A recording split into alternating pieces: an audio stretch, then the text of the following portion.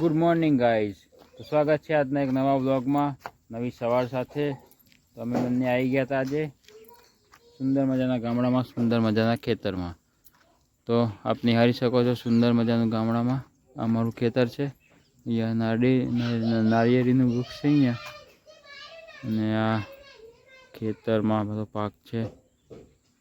આ મારું ખેતર, અહીંયા નીચે આ કૂવો છે, ત્યાંથી પાણી.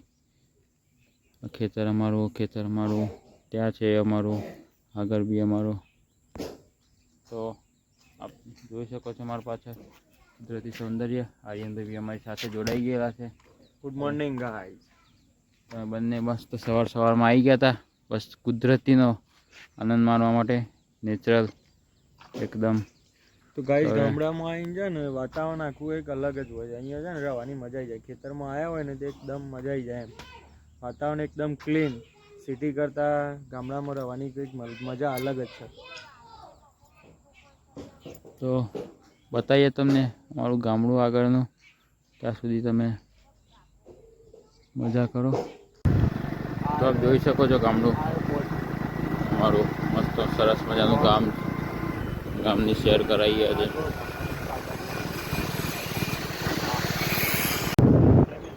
હા ગાઈઝ, અમારી પ્રાથમિક શાળા પ્રાઇમરી સ્કૂલ જ્યાં અમે અભ્યાસ કરેલો, તમે જોઈ શકો છો આવ્યો આ બાજુ.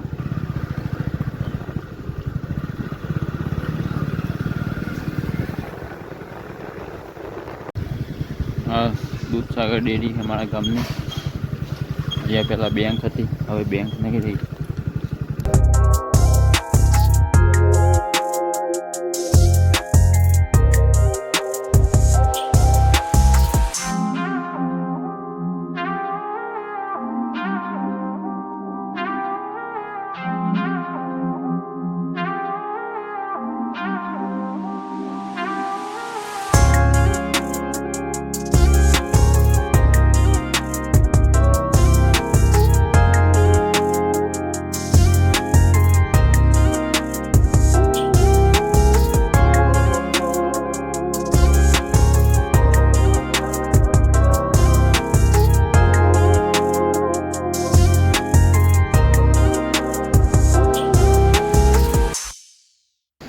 ગાઈસ આ આપણું ગામડું છે અને આપણી સાબરમતી નદી. જો કાલે તમને બતાવી દે, એના કરતાં પાણી નદીમાં વધ્યું છે થોડું. ઉપરવાસના વરસાદના કારણે ઉપરવાસમાં બહુ વરસાદ પડ્યો છે. અંતરવાળી ડેમમાં થોડું પાણી છોડવામાં આવ્યું છે.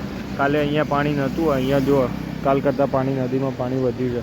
અને તો ગાઈસ આ આપણું ગામડું છે, એ મહેસાણા જિલ્લામાં લાગે છે, અને મહેસાણા જિલ્લાનું લાસ્ટ ગામ છે.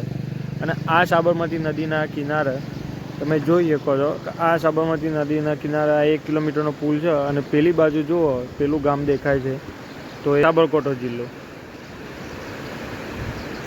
એ સાબરકાંઠા જિલ્લાનું ગામ આવે છે. અને આ બાજુ આપણે સીધું મહેસાણા જિલ્લાનું ગામ આવે. એટલે પેલું સાબરકાંઠા જિલ્લાનું લાસ્ટ ગામ છે, અને આ મહેસાણા જિલ્લાનું લાસ્ટ ગામ છે.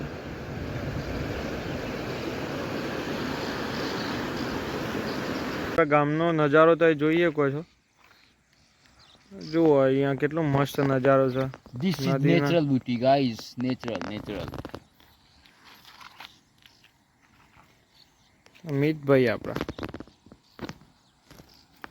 તો ગાઈઝ આપણે એક મંદિરે દર્શન કરવા જઈ રહ્યા હતા, અને અહીંયા બહુ ટાઈમ પછી ઘરે આવ્યા હતા. બહુ ટાઈમ તો નહીં થયો વધારે, પણ 20 દિવસ જેવા થયા હશે. અહીંયા આવ્યા હતા દર્શન કરવા. તમે જોઈ શકો છો અહીંયા માહોલ તો ના કહેવાય હવે, ગામડામાં નજારો જોઈ શકો તમે. એ આ એડવેન્ચર જેવું લાગે અહીંયા. હા, પર્વતોની પાછળથી સૂર્ય દેખાતો હોય મસ્ત, એ તમે જોઈ શકો છો ગાઈસ. આર્યન એવું કહે છે કે અમે ટ્રેકિંગ પર નીકળ્યા છે. ગાઈસ ફિલિંગ પણ એવી જ આવે છે. ટ્રેકિંગ, પર્વત તો ના કહેવાય, પથ્થર બધા આમથી તેમને રસ્તો જાતે શોધીને જવાનું. હા, તમે આ બધું જોઈ શકો છો, મસ્ત નજારો જોઈ શકો છો અમારા ગામનો તમે. મસ્ત અહીંયા એક મંદિર છે, અને એવું કહેવાય કે કુદરતી સૌંદર્યના ખોરે વસેલું મસ્ત સરસ મજાનું. અહીંયા આજુબાજુ ખેતર છે, ને હમણાં આપણે જઈને આવ્યા ને નદી છે, તો એક મંદિર, અને મંદિરની તરત જ પાછળ એક મહેલ જેવું છે. ત્યાં અમારા ગામના રાજા રાજ કરતા હતા ને ત્યાં એમનું બધું મહેલ હતો. તો અત્યારે પણ છે બધું, પણ ખંડેર થઈ ગયેલું છે. ત્યાં પણ એક મંદિર છે, તમે જોઈ શકો. તો આ છે ગામડું, અને આ છે ગામડાની સુંદરતા. અહીંયા ઓક્સિજન પ્યોર મળે, પ્યોર ડબલ પ્યોરિફાય થઈને આવે ગાઈસ ઓક્સિજન. શું કહેવું આર્યન તમારું? હા, એ ઓક્સિજનમાં કેટલા ફિલ્ટર થઈને આવે? ઓક્સિજન પ્યોર મળે છે સિટી કરતાં તો ગામડામાં. સિટીમાં પોલ્યુશન વાળું હોય, ઓક્સિજન હોય. તો આપણે આવી ગયા હતા ઘરે. હવે શાંતિથી ફ્રેશ થઈ ગયા હતા, ને હવે જમીને સૂઈ જઈશું. કેમ કે હવે કાલે જવાનું છે આપણે પાછા જોબ પર. તો આરામની જરૂર છે, કેમ કે 2-3 દિવસ બહુ ફરી લીધું છે.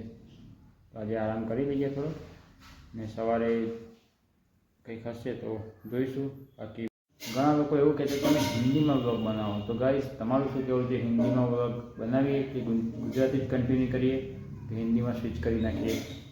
કોમેન્ટ કરીને જણાવજો, હિન્દીમાં કે ગુજરાતીમાં. ત્યાં સુધી બાય બાય.